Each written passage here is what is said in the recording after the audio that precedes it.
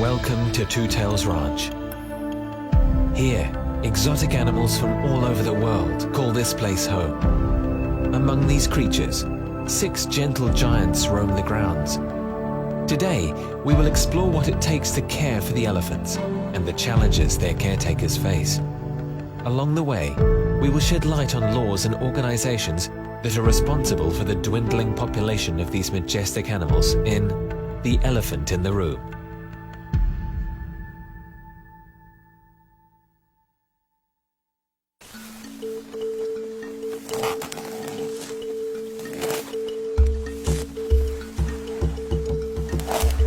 My name is Patricia Zerbini. I am the CEO and founder of Two Tails Ranch.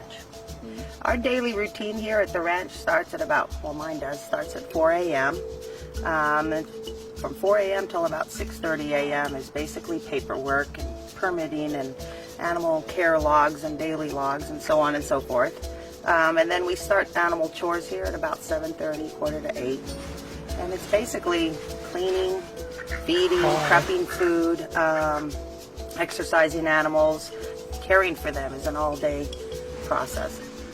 We do educational tours here 6 days a week. It's one of the ways that we raise money to take care of the animals. We offer people the opportunity to get up close, personal with the elephants. I feel it's very important for people to be able to interact with animals in order to understand and have a better appreciation of them.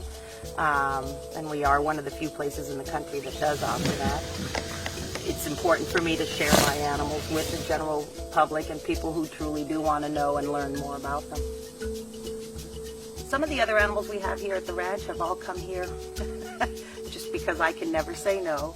But we have some zebras, camels, ostrich, a family of lemurs, and some different sized tortoises. We also have our little duck, Donald. He is the major animal here at the ranch. One of the major difficulties we face is basically the expenses, worrying about where that next bale of hay is coming from. And then I think the secondary thing would be combating the extreme animal groups out there that don't want animals in captivity. The difference between animal activists and animal welfare. Animal welfare organizations who actually use their funds and time to care and do for animals, which would be captive conservation and breeding programs, caring for animals in devastating situations, and actually taking care and working for animals. Animal activism is basically an agenda to where they're trying to stop all animal-human relationships. So therefore, they don't want anyone to own animals. They don't want anyone to eat animals. And they are on an agenda where all their funding goes directly to that. And unfortunately, the mass population out there just does not realize the difference between the two. The United States Humane Society right now is under investigation because only 1% of the funds that they have raised over the years has gone to any kind of animals. All that money is at this point sitting in the Cayman Islands in bank accounts. Also, PETA is also being investigated for the 98% of the adoptable pets that they kill every year.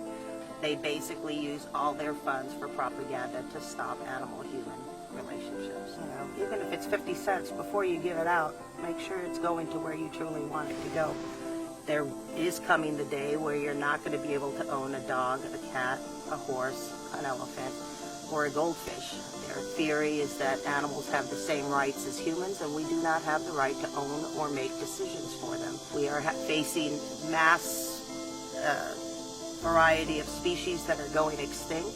We have the capability and the know-how to keep them from going extinct, and because of the animal activist movement, we're being held back from that, and we're watching species go extinct.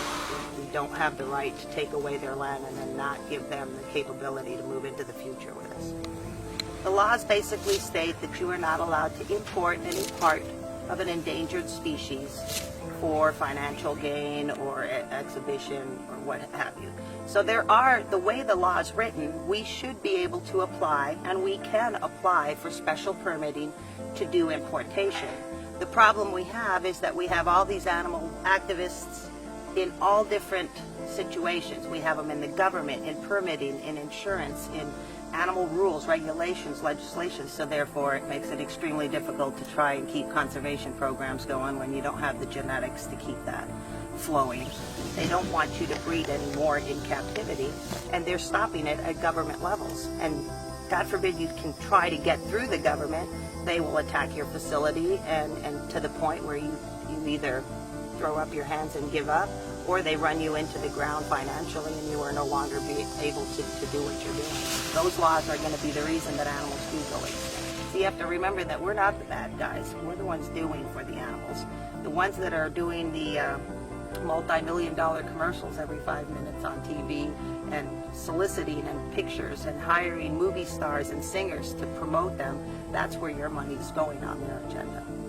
These are the people that people think are doing so great for animals. You really need to do your research before you start supporting some of these organizations.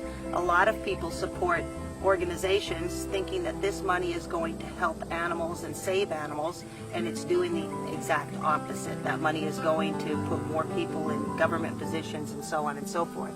So I think it's very important for people to support captive breeding and conservation programs, because you need to realize that without them, we're going to lose all our wild animals.